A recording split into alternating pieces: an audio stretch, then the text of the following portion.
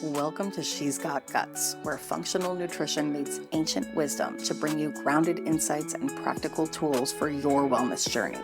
Join Lara, licensed Eastern medicine practitioner and wellness wizard, and Molly, registered dietitian and gut health expert, as they unpack trends, tackle bloating, balance hormones, and help you thrive in modern womanhood without completely frickin' losing your mind.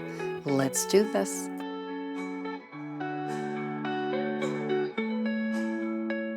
Beef tallow. Have you heard of this? I have heard of beef tallow. I have a jar in my home. My ex bought a jar for his autistic son who was having a hard time with a pimple that popped up and, the picking and the kind of the tick situation. Like he was having a really hard time with it. And so once they finally got him to be able to not pick it, it was what helped kind of like seal it and heal it a little over time, which was helpful. Ooh. So that's like my use of it. I've never bought any myself and haven't really done a deep dive other than our knowledge about fats and what we want to put on our face versus don't what we want to put on our face. And then filtering that through major commercialization of things. Like once they get big, they take shortcuts and being mindful of that. So that's my general knowledge of it. But I know you've gone down a rabbit hole. I did. And I want to hear all the things. Okay. I, at first, was like, oh, it clogs your pores because it's on the comedogenic scale, and blah, blah, blah. But I did find out that we is should probably probably not say true. what that means. Okay. We should probably say Good. what that means. Be more like the oils on your skin and be absorbed into your skin and create the moisture that you're looking for without leaving like residue behind so that your quote unquote chlors are clogged. Yes, your so chlors. that your chlors. I've been, really worried about my chlors lately. The comedogenic scale is 0 to 5. 0 being will not clog pores, 5 being will clog pores. Right. That makes sense with the coconut oil being a 4. Yeah. It's actually a 5, according to this website, Native Essentials. Yes. Okay. And you said tallow was 2? Tallow is a 2, which makes sense because shea butter, which has the same... like fat profile? Yes, is also a 2. Ah, okay. Where's olive oil? I would imagine that's like 3 or 4. It's probably a 3.5, looks like, or a 4. Okay. Yeah. Same like with avocado and marula and primrose. Primrose, just take it internally. That's great. So examples of 0 would be like squalene oil. These have a bigger liver that's like 90% this squalene oil thing that helps keep them closer to the ground. And if you're buying squalene oil, you are directly killing sharks. So do not ever buy that. Oh, wow. Because it's in all the ordinary products. Ooh, okay. Good to know. You should not be buying that unless they found a chemically derived way to match it, which I guess it's really hard to tell the difference between the two also. So I would just stay away from anything squalene. And also the word squalene, come on. I don't want to put... It sounds like a growth on my anus. Disgusting. I've got a squalene just right around the corner here. We don't want this. We don't want this. No squalene. Okay, got it. Argan oil. Okay. Argan oil is a 0. Watermelon oil, which Clear Stem, which is like a clean, non-pore clogging company. They use only ingredients that don't clog your pores. They have a watermelon oil. So that makes more sense. Watermelon oil. I guess it's from the... There's no oil in a watermelon from the peel. The rind, perhaps? Yeah, the green part. Well, there's broccoli oil and cucumber oil on this list, so I don't know what to tell you. Dude, that's beyond my It's the vegans. comprehensive. They need the non-fat fat. I don't know. I'm like, no. I don't even know what website this is, so you know what, guys? We're actually contributing to the product here. But we're going down a 1 to 5 rabbit hole right now. Sorry. Oh, right. Back to the beef. We're back to the beef. Okay, so makes sense to me that, so tallow and shea butter both contain stearic acid. I'll get into that. But I did do a lot of research, mostly because I feel like I actually, on social media, get quite a bit of commentary about how I'm not extreme enough in one way or another. Who says that? Someone who does not have I can guarantee a master's they're degree not in nutrition. I don't know. They're not in the arena. Go read the Roosevelt quote, man. They're not standing in the arena. They're just sitting in the crowd telling you need to entertain them in a different way. Tell them to move along. I wanted to know, because I get upset when we're out here convincing other people to make these kind of changes because they're scared and they feel like this is a necessity, that's a problem. So Yeah. that's where I feel I have to intervene and just make sure that I'm addressing what the science is and the importance of it. Does that make sense? It totally does. And I think it's important because I think you're going to talk about saturated fat and all that sort of stuff, the stearic acid and whatnot. And it makes me think that if I was a listener right now, I'd be thinking to myself, so does that mean that like when I ingest it, it also, like, are you putting them in the same category? Like if it's non-comedogenic, like coconut oil, does that also mean if you're eating it that it's not necessarily good for you? Like, is there any correlation between the way that your internal skins absorb things and use them for fat that we need in our body as opposed to what we would put on our skin and absorb it This that is way? why I love you. This is why I love you because I would never have thought of that. Yeah. But spoiler alert, yeah, kind of, because coconut Yeah. oil has more saturated fat in it than beef tallow, and it's higher on the comedogenic scale. So I would say more than likely, yes, that Mhm. occlusive they call it, generally could very well translate into what's going on in your arteries, which are, of course, veins and vessels that go to the heart and let blood flow out of your heart and into your heart. And as we have a lot of fat, even necessarily from, it's a long story, but as we have a lot of fat that's in our blood, Right. more than likely because we're not eating enough fiber, but also Hmm. because we are also maybe getting a really high percentage of our diet of these fats that are a little more tricky, then those can start to stick to the walls of the arteries, right? And that's what Hmm. causes atherosclerosis or Hmm. plaque. Well, it's Yep. interesting because there is the one facet of the organ that we talk about all the time The here that liver. does kind of, yes, exactly. And actually, the state of the liver, in my opinion, is upstream from the ingestion of saturated fat because it Now, what does isn't that upstream mean? saturated. Upstream means let's not say that when you eat saturated fat, it goes straight to your arteries because there's many steps prior to that that allow you to use fat for the majority of functions in your body, like your brain and your hormones. Like there's receptors for fat all over the body that are extremely helpful for the back end processes that we need to be happening all the time. Your heart is one Mm-hmm. of them.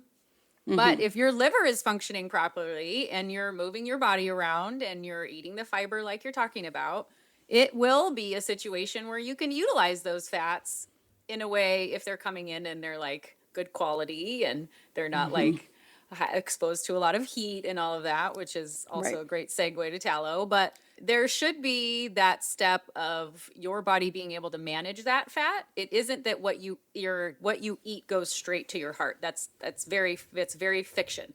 That's not Right. fact. Right. Right.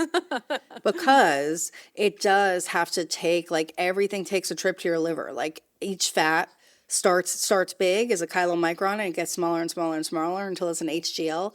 But every time it gets smaller, guess where it goes? Your liver, and it takes off a layer of clothes, and then it goes back to your liver, takes off another layer of clothes. So Hmm. that's how. It's a long story. We're not gonna get that deep, but yes, okay, got it. Thank you. Well, So what's really cool is that if we ever get to a place where we're starting to name children after like body parts, I'm going yes, with chylomicron for sure. yes. Oh my Because gosh, that I'm sounds like, wait a rad. minute. It sounds like Kylo Ren. I really like it. My brain went straight to Star Wars, right? Yeah. Yeah. You imagine how many adults would be like, "Oh my God, that's such a cool name." Like that'd be the Yeah. most annoying thing to have happen to a kid. Yes. Every Yes. scientist in the world would be like, "What?" Yeah. And then Okay. I'd be Uh, the kid that like named my kid like Limp or some shit. You don't know how okay. vast you are and you're snuggled up next to all the important things. You're involved in it all. What Yeah, is beef exactly. tallow? Well, I want you It's to explain what it is like from a chef's perspective because I feel like okay. that's the way Oh, that okay.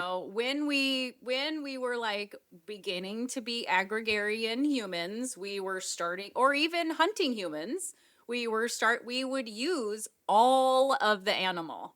And Mm-hmm. so conceptually, when you think about the history of this, it seems like, oh, yeah, that makes sense. If we're like going back to our Right. roots, growing our own food, trying to not necessarily be so dependent on society, I will use Yes. the whole part of this. I mean, look how important like collagen and bone broth and all that stuff are. It's Mm-hmm. right up there with it. Like, let's use every part of the animal.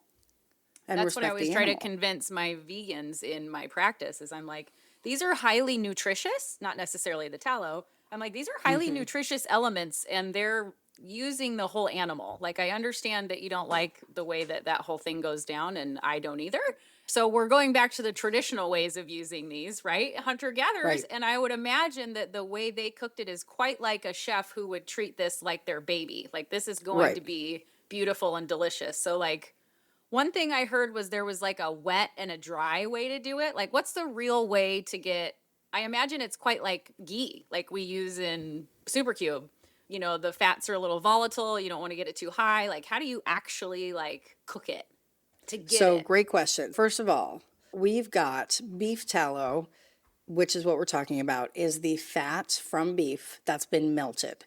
There are two ways, yes, that you can melt it. You can either simmer the fat with the water to melt the fat and draw out a lot of the impurities, or you can just melt the fat. Okay. Are you with me so far? Yes, ma'am. Impurities being when you break down the muscle of an animal to get the fat, you pull the fat off the muscle, the bone, but more usually it's connected to the muscle. It is going to have pieces of meat on it. It's going to have connective tissue, like the silver skin. I don't know if you've ever heard that term.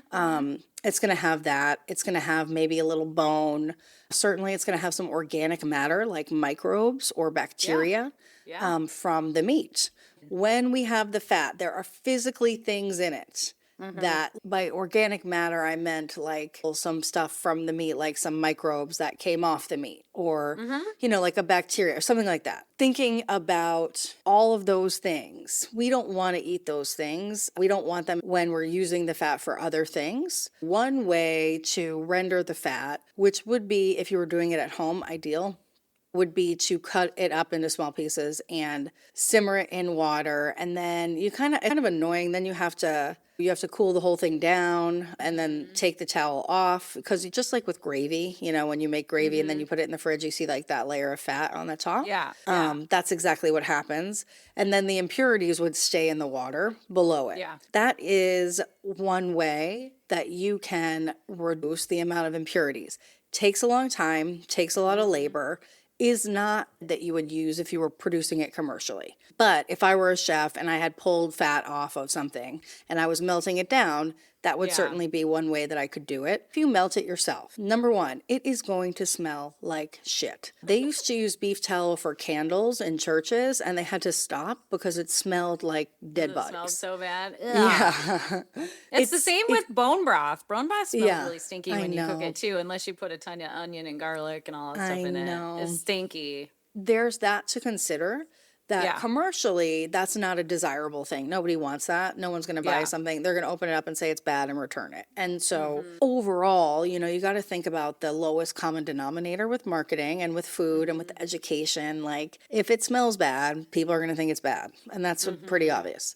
Yes, at home, you can render your own without needing to do any kind of purifying beside, doing it in the water.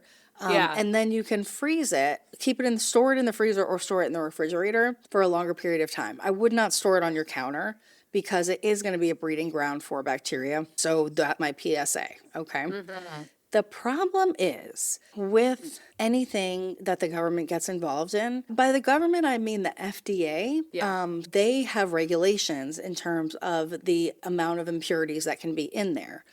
Yes, we're all like touting the benefits, and I'll get to the benefits in a second, but it needs to be pure. It can have no more than 0.15% impurities. So like I mentioned, connective tissue, bone, meat, microbes in there to be sold and to be approved as a product to be sold. Just like you have to adhere to certain guidelines when you're making Supercube. Same goes for food when you sell it. The problem is that in a commercial setting, people are using salt and baking soda to purify the tallow. And then in a really inexpensive commercial setting, they're also using bleach. Thinking about what salt, baking soda, and bleach do to fatty acids and vitamins, keep that in the back of your mind, okay? Right. As we roll forward here, the big push for tallow and this is dietary, we can get into skin in a minute, is that it has conjugated linoleic acid in it. Omega-6, omega-3, we need a ratio of them. We need them both. Our body doesn't make either of those fatty acids. Omega-3 is the big, famous anti-inflammatory one. Omega-6, some of it can be anti-inflammatory. What happens is the American diet is 6 times higher in omega-6 than omega-3. The balance 1-to-1 or 2-to-1 is so messed up. I don't have it in front of me, I'm sorry. But the balance is so mixed up that any additional omega-6 that we're getting outside of what we already just naturally eat in the United States is just making the balance worse. So does that make sense? Yeah. Okay. Conjugated omega-6 can be one that they say maybe does not cause plaque in your arteries. It actually reduces plaque in your arteries, but we don't have enough research in humans. It's a polyunsaturated omega-6, so we don't have enough research in humans to make that claim legally. Okay. But we have some evidence that points in the right direction. There's also saturated fat in there. And saturated fat, like we said, can clog arteries, cause that plaque, raise blood pressure, and all of that. And in tallow, some of the saturated fat is stearic acid. Stearic acid doesn't raise cholesterol in the same way as other saturated fats, but it can raise our fibrinogen levels. Fibrinogen is responsible for clotting our blood. So if we have a lot of it, then that could increase our risk of blood clots. Now, again, you'd have to eat more over a longer period of time. If people are saying, because like whenever I post anything online about cooking oil, they're like, tallow, the only thing I use is tallow. It's like, if every time you're cooking, you're using tallow, first of all, that money could be going in your 401k. And second of all, for real. I mean, if also, you're doing your that own, time like, could go back whatever, into your but life. if you're really like out there ballerina farming it and melting your own, then God bless you. Yes, but that's a big deal. The second thing is that it could necessarily be a problem for your health. So if you're using so much of it, then we are looking at, okay, it may be causing more blood clots. It may be that some of these saturated fats are starting to affect you, because anything in higher amounts is going to cause problems no matter how many other benefits it has. Speaking of other benefits, the major ones are vitamins A, C, and E, plus B vitamins, and some D in there. But the problem is, and so everyone's saying it has vitamins, and polyunsaturated fats like canola oil don't, but baking soda degrades B vitamins. So if it's purified with baking soda, then the B vitamins are out. Salt degrades fatty acids. So the omega-3 components, the unsaturated omega-6 component, the fat-soluble vitamins A, D, E, and K, those are all gone once we purify it with salt. So that's it's sourcing it. Then the last thing is the nutrient content of anything that's animal based is entirely dependent on what the animal is eating. Yes. And so if the animal is a factory farmed animal, it's like not really getting that many it's not super high in vitamins compared to what people are saying, which is they're citing more of the grass-fed, pasture-raised, farmers market style. That was another part of that too. Yeah, grass-fed and finished. But it could be, so pasture-raised, we have a farm here, Brasstown, that we are obsessed with, worked with them for over 10 years now, and they're pasture-raised, but those cows are living the life. Yeah, they're living the life, yeah. Like They're if I getting all had the a good pet stuff. cow, that's how it would live. And they're not grass, they're pasture. So they can eat corn if they want, but they can also eat grass. They have access to it all, but it's high quality. You know what I mean? Yeah.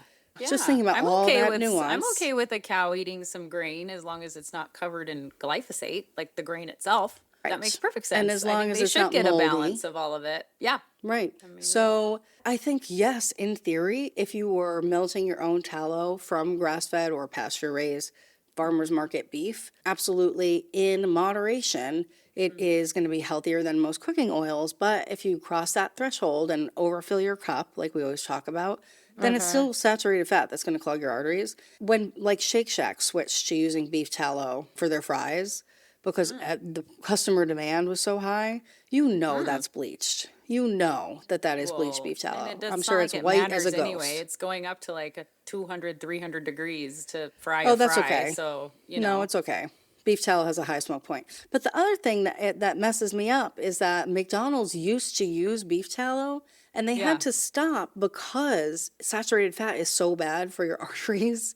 And like people Mm-hmm. eat so much McDonald's that does have a big impact on someone's health if they're getting fried food that's fried in saturated fat versus Yeah, I think that's the polyunsaturated fat. big exactly. Like it denatures the fat when you get it that high. That doesn't work anymore. It's no longer saturated fat. It's toxic. It's pure toxin. It depends on the fat, it depends on the temperature, Well, but right. Like our ghee in Super Cube, we melt it to put it in, and it cannot go over 120 degrees ever. really? 120 degrees ever. Not only Hey. did we look it up, it was really hard to research because not a lot of people melt ghee and then want it to be hard again. So we had to kind of experiment. Sometimes it went a little bit over if there was ever a handful of bubbles that came in, or if it ever got over 120, it wouldn't solidify again. And in my opinion, that means it's no longer saturated because saturated fats sit at a solid at room temperature, like butter and coconut oil. They're very saturated. Good point. Good Yeah. point. Because the smoke point, the documented smoke point of tallow is 350 to 400. Most fryers are around 420. So it makes And me wonder, like, is smoke point and denature, are they synonymous? I don't think they I are. They may not be, but at the same time, if your oil is fucking smoking, you should not be eating it. If I go into a Thai restaurant and it smells like fire, smoke, I'm like, no, that's gonna give me diarrhea.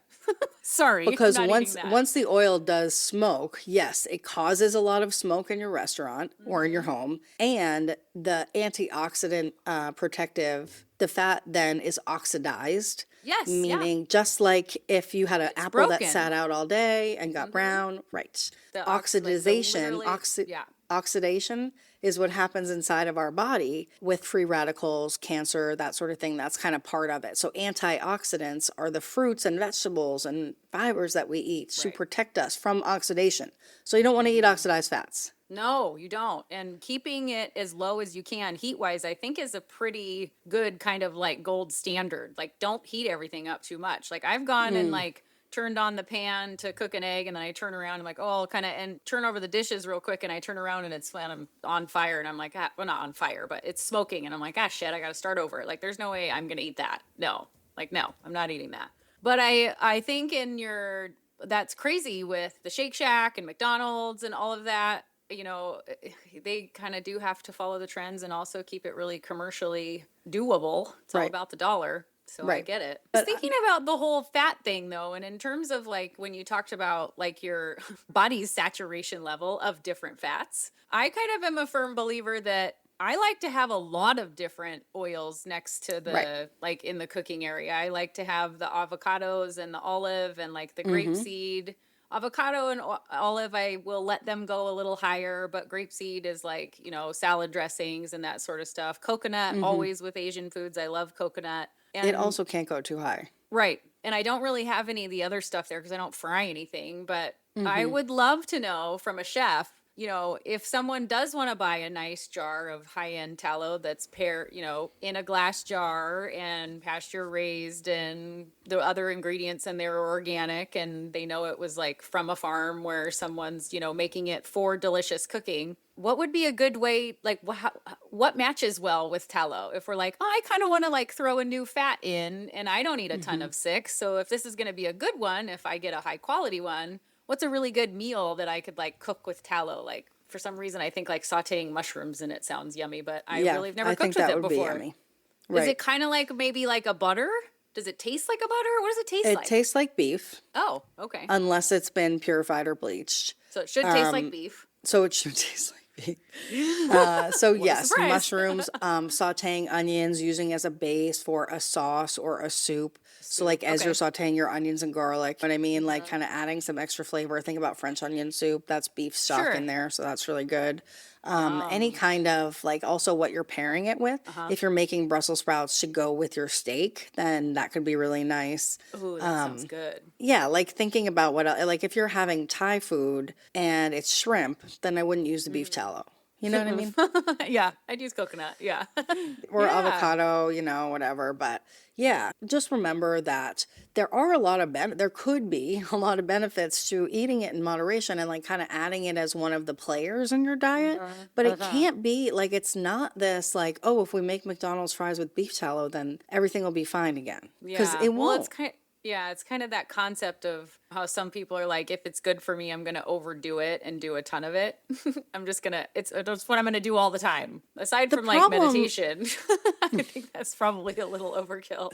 The problem with everything in this country is that we overdo something because we've been told that all of the alternatives to that thing are poison or are bad. Yeah. And so Yeah. people are overdoing beef tallow because they think that's the only natural option, like you were saying at the beginning of the podcast, ancestral option.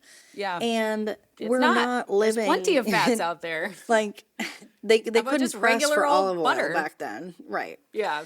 And regular old butter, imagine that. Fucking love Which butter, dude. also, It's so yeah, good. very easy to degrade that butter, so be careful. But you can mix butter in with a little avocado oil or a little tallow and do your eggs in it. That might be like a fun like treat, right? But just thinking about like, it's still a saturated fat.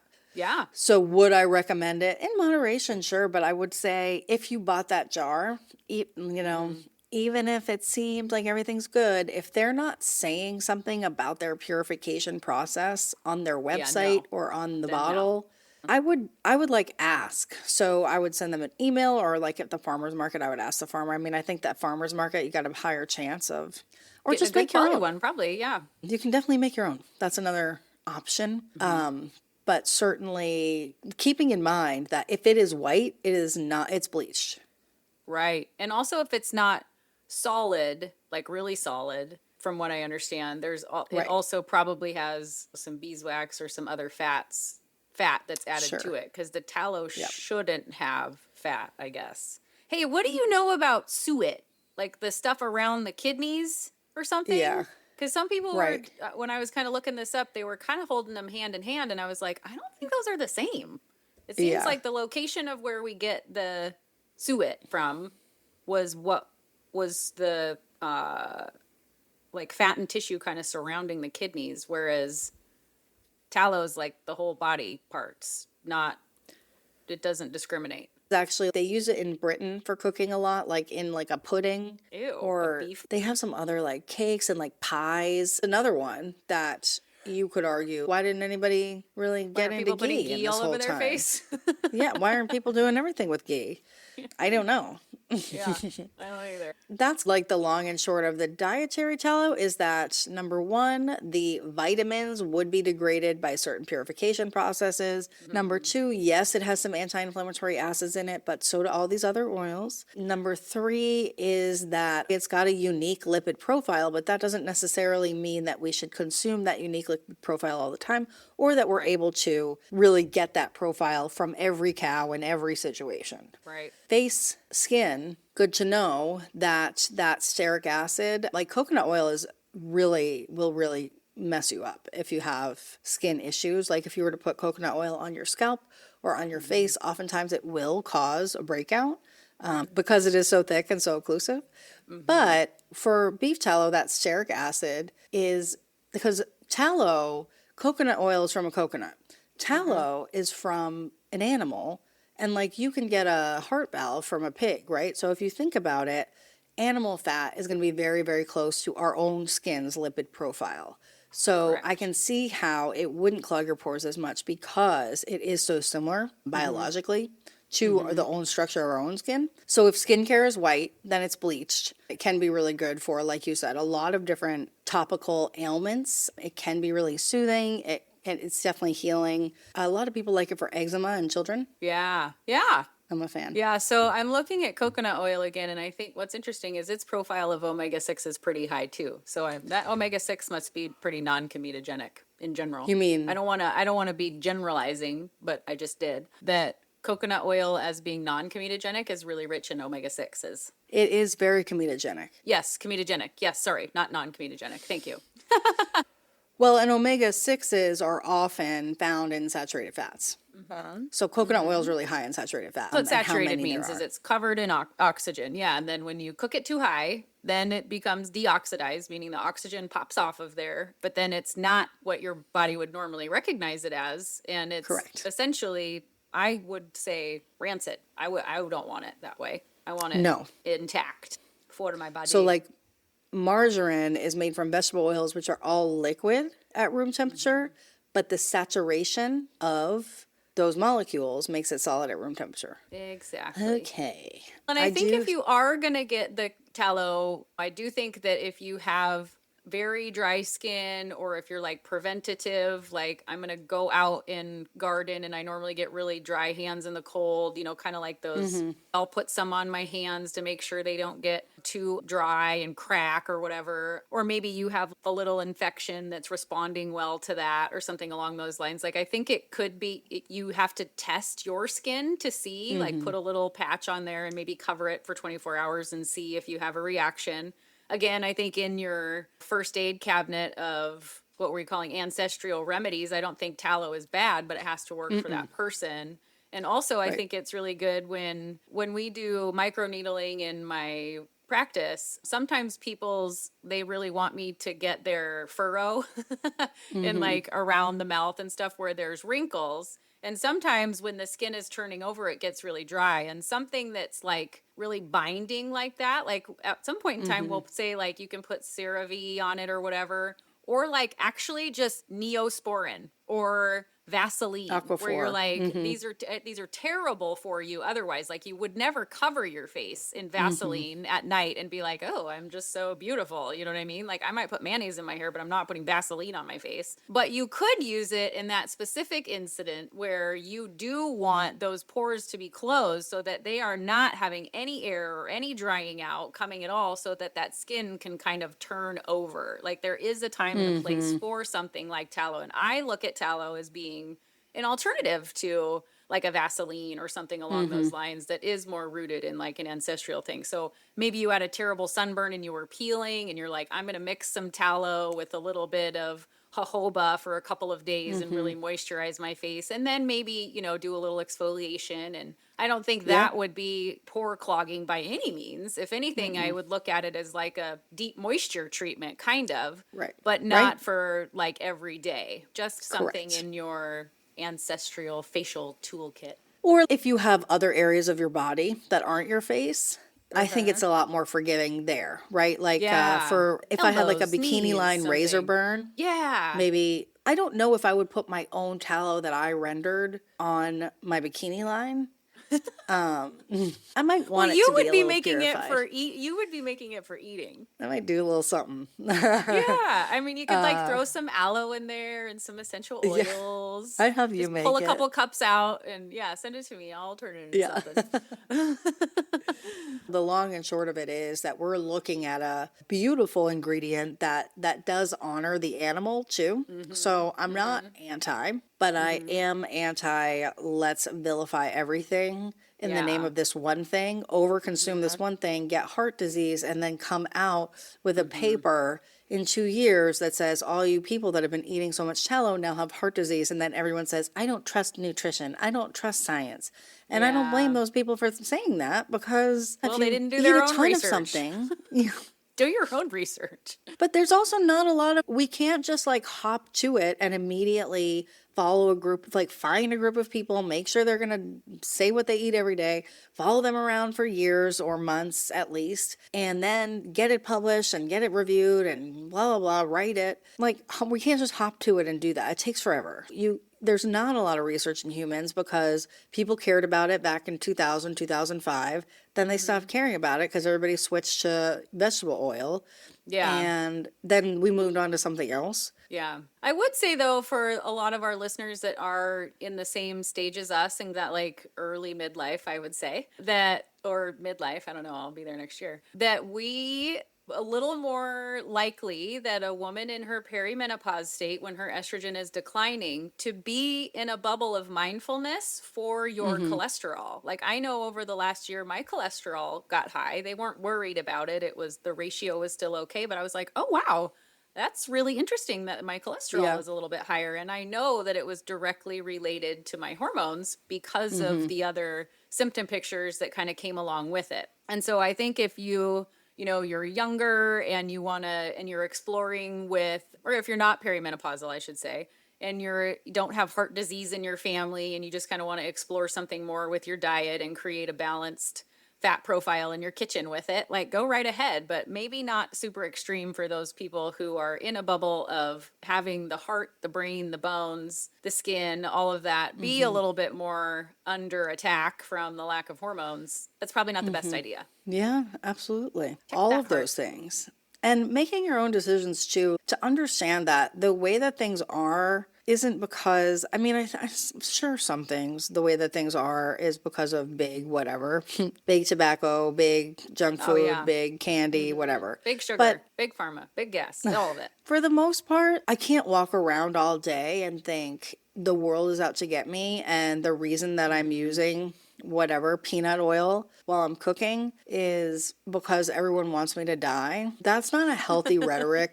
That's not a healthy Yeah. internal monologue to have. You know, No, you were they don't want using you to peanut die. oil, They just want to make a lot of money off right? of you getting close to dying. I Super also fucked don't think up. that peanut oil is one of the ones that people are after. I mean, people have peanut allergies, but canola oil is not going to cause plaque in your arteries. We know that because we have studied the crap out of it for decades. Yes, it may oxidize, it may be inflammatory because of the Yeah, processing or because of the sourcing or because of, right. whatever, or because you're eating a ton of foods that are 50% canola oil, right?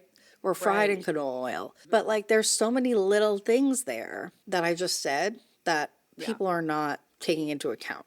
So, right. as with every episode, we would urge you to number one, totally experiment with using tallow in moderation. Remember that not everything is in a vacuum. If it was, then we would all be in The Sims or the Matrix, even though I guess we are in the Matrix. Yeah, we already are in the Matrix. We'd be in like So, ET's bubble land. Do you remember ET? Some people may not remember yeah. that, but we're in Yeah. his bubble. Like We're there like the isn't kid that just was allergic to one. air. We're like in his Yeah, bubble. there isn't just one cooking oil on the market. You do have choices, and if the choice is detrimental to your grocery budget or your family and you need to nourish yourself and that's where you're at, then I urge you to not worry about cooking oil. Of all the things, I would just that wouldn't urge to be. be mindful of not cooking it too hot. Whatever Yeah. oil it is, just don't make it so hot that it smokes. And if it does, toss it out. Do not use it. That's my rule. No, don't let anything go too high. Keep your oils balanced. Use a lot of them, but don't let it get quote unquote too hot. Well, because when the compounds that are fried or they react in a non-enzymatic process, like frying, grilling, baking, and high heat, Yeah. it something is produced called advanced glycation end products, and AGEs cause oxidative stress. They cause free radicals. They can stimulate the production of inflammation, inflammatory cytokines, and they can bond with other proteins. And proteins make up everything, so cells or brain or skin or kidneys or whatever, and Yeah. they can actually cause damage. Cooking things really high all the time and like burning them is not No. really. And there's a great book by, I can't remember the gentleman's name. It's called Outlive. And Oh, in Peter Attia.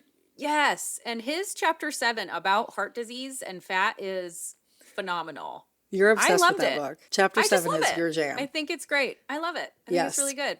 And well, I just that's thought really he did a cool. really nice job of not excluding the things that the American Heart Association excludes, that normal preventative care excludes, and that we should be thinking about. Because there's a lot of people walking around out there that don't necessarily have the right markers that would make them be able to make choices in their life that would be more appropriate. And saturated Right. fat doesn't equal heart disease, like, period. That's Correct. such a huge misnomer. It's not Well, just true. like dietary cholesterol doesn't equal high cholesterol at all. Yes, Like exactly. I guess in that's what I no was trying to say. universe does Yes. it. No, it doesn't. So, Just because you eat it doesn't mean it's going to end up in your arteries. and But like it I could if you're understand that it's saturated upsetting. and you're in perimenopause, and you know what I mean? There has to be a lot of things stacked against you You have a family in history order of for heart it. disease. You've had high Yes. cholesterol since you were 25 because everyone in your family had high Yes. cholesterol. You know what I mean? Like you are salt Statins didn't sensitive. You work don't for work you. out. Yeah. You haven't gotten more than 1,000 steps in 10 years per day. Yeah. You know what I mean? There's like so many things. You live next to a golf course. Oh my gosh. You know what's funny is that I practice down here in South Carolina, and living next to a golf course would not be my first choice. No. Like when you see someone's toxin urine screen report, You're like, what do you live next to? you're like, wow, this popped up, and I don't rarely see this. But then I started seeing it more. And do you live near a golf course? Yeah. But anyway, lots of things we can't control, lots of things we can. Yes. Well, I think we crushed it today on the tallow. Totes. Totally did. Yeah. So we're here every other week. And we're so in on happy you're here. Don't Saturdays. forget to like, share, and subscribe. And tell your friends. Tell all your friends. Tell us also what you want to do, what you want us to talk about. Yes, please. Even in your review. Please write us a review and say, I want to hear about this, this, and this. And we will do it. Okay, bye. Bye. Thank you so much for listening. We offer personalized support to clients in many ways and would love to work with you. Reach out to Lara at Lala's Wellness and Molly at Women's Gut Health for more information. Unlock your full health and hormone potential with Super Cube, Boom Bomb, and Best Tea. Check out the link in the show notes for more. See you next Saturday.